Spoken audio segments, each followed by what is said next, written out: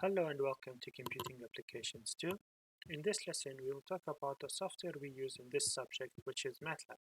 MATLAB stands for Matrix Laboratory.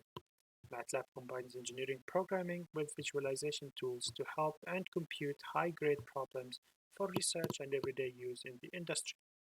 MATLAB is able to facilitate many topics from signal processing to biology simulation using a collection of packages referred to as toolbox. In addition, MATLAB provides a clear and well-detailed manual that can be accessed either online or through the MATLAB application itself. When we start MATLAB by double-clicking on the desktop icon for MATLAB, a splash screen opens up and a few seconds later, the application starts. On the left side of the applications, we see our current folder window. This window will show us the directory in which MATLAB is present at. On top of it, we have the directory bar. We can go to a different directory if we wish to do so, or if we're being told to do so in a test or in an exam by clicking on the icon to the left of the bar, which is Browse for Folder. In the center of the screen, we have the command window. In this section, we will be able to type commands and mathematical problems for MATLAB to execute and solve. To the right of the command window, we have the workspace window. Workspace window keeps track of all the variables that we have created with their names and values.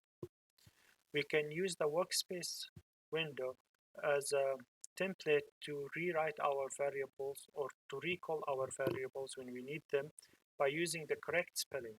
Because MATLAB is a case-sensitive application, calling a variable with a lowercase a is different than calling a variable with an uppercase a.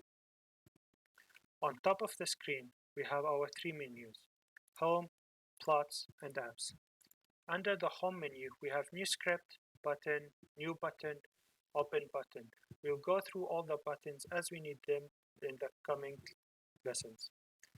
Next to the Home menu, we have the Plots menu.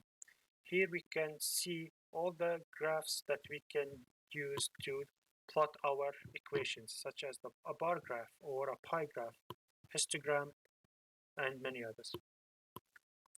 Lastly, in the Apps menu, in this menu, we will be able to download different packages to use depending on what we're going to use MATLAB for. For example, we can download instrument control package or toolbox.